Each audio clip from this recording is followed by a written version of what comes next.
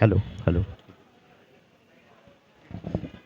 Direct हां. One man operation. मग पलीकडून दिसते का? दिसतं ना. हां हां. सर या इकडे. कमी पलीकडे. हां. आहे आता? नमस्कार, मी गणेश जगताप. आपण पाहतात महासंघर्ष न्यूज, हक्कांसाठी निर्भीड लढा. पनवेल विधानसभा मतदारसंघातील आमदार प्रशांतदादा ठाकूर तसेच उरण मतदारसंघातील आमदार महेश बालदी साहेब आज आपल्यासोबत आहेत.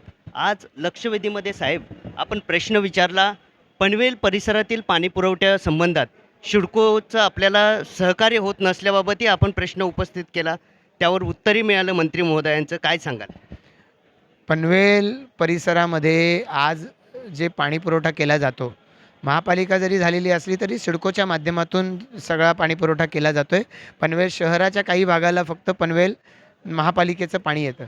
सिडकोच्याकडून पाणी पुरवठा केला जातो. आमदार महेश बालदी साहेबांचा मतदारसंघ असेल किंवा माझा असेल, या संपूर्ण मतदारसंघामध्ये ज्या पद्धतीनं सिडकोने पाणी पुरवठ्यामध्ये घोळ करून ठेवला आहे, त्यामुळे तिथल्या नागरिकांमध्ये प्रचंड अस्वस्थता आहे, असंतोष आहे.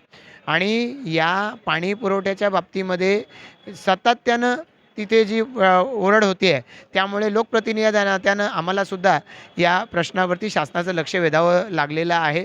यापूर्वी देखील या संदर्भामध्ये मी सभागृहामध्ये लक्षवेधी असेल, अन्य वेगवेगळ्या भाषणाच्या चर्चेच्या माध्यमातून मी ही सातत्यानं मागणी केली आहे का सिडकोनं या बाबतीमध्ये प्रचंड पैसा आहे सिडकोकडं.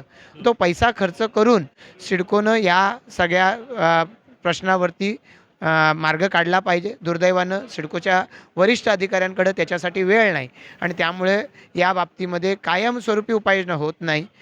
पुढच्या भविष्यकालीन योजना भरपूर आहेत सिडकोकडे. आजच्या काळासाठी असलेल्या तुटवड्यावरती सिडकोच्याकडे उपाययोजना काढण्याची मानसिकताच नाही आणि त्यामुळं या बाबतीमध्ये शासनाचं लक्ष आज वेधलं आहे. आम्ही मागणीच केलेली आहे. नवी मुंबई महापालिका पनवेल परिसरात पाणी कमी येतं. पनवेलच्या भोवतालच्या परिसरामधल्या ग्रामपंचायती 1 MLD पाणी वाढवून मागतात, तर ते 1 MLD वाढवायला सुद्धा तयार नाहीत. अशा वेळेला या पाण्यावरती थेट जे नवी मुंबईचं आरक्षण आहे, तसं सिडकोचंही काही आरक्षण आहे, ते आरक्षण सिडकोला वापरता आलं पाहिजे. यासाठी जशी ठाणे जिल्ह्यामध्ये स्टेमसारखी अथॉरिटी आहे, की या अथॉरिटीचं नियंत्रण असणार. धरण आता ताब्यामध्ये नवी मुंबईचे आहे म्हणून त्यांचं नियंत्रण ही काही योग्य गोष्ट नाही, अशी मागणी या ठिकाणी मी केलेली आहे. तसं पाहिलं तर नवी मुंबईकडे 100 MLT प्रतिदिनी पाणी जास्तीचं आहे पण, आणि ते मिळू पण शकतं, बरोबर ना? बरोबर. काय सांगा? देण्याची मानसिकता नाही आहे. माझ्या हातात असल्यानंतर चाव्या ज्याच्याकडे तो सरशी असा जो प्रकार आहे तो आहे.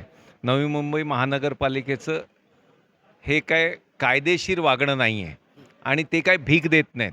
ज्या प्रकाराने ज्या अटी आणि शर्तींवर त्यांना मोरबे धरण देण्यात आलं, त्या अटी शर्तींनुसार त्यांनी 90 MLD पाणी देणंच आहे, पण ते देत नाही आहेत आणि त्याच्याकरताच आज लक्षवेधी लावली. मिळेल त्याच्यानंतर काय करायचं? एकदा जनता रस्त्यावर उतरल्यानंतर नव्या मुंबईपर्यंत पाणी पोचणार नाही, असाही दिवस येऊ नये याच्याकरता शासन दरबारी विनंती करणं, लक्षवेधी लावणं हे कर्तव्य आम्ही पार पाडतो. नाहीतर एक दिवस उद्रेक होईल तेव्हा 90 पैकी एक पुढे थेंब पाणी जाणार नाही, ही परिस्थिती येणार आहे. आपण यासाठी मुख्यमंत्र्यांची देखील भेट घेणार आहात असं? सन्माननीय मुख्यमंत्र्यांनी मागेही भेट घेतली होती, बैठकही घेतली होती आणि यंदाही स्टेमसारख्या अथॉरिटी करण्याकरता मुख्यमंत्र्यांची बैठक होणार आहे या प्रश्नाची, असं आश्वासनही आत्ता सभागृहाला मिळालं आहे. आणि हे महाराष्ट्रातलं सर्वोच्च कायदेमंडळ आहे आणि तिथे मिळालेलं आश्वासन हे निश्चित नागरिकांना दिलासा देणारं होईल आणि येत्या काळामध्ये पाणी प्रश्न सोडवू, संघर्षाने सोडवू असा विश्वास आहे. धन्यवाद. साहेब धन्यवाद सर.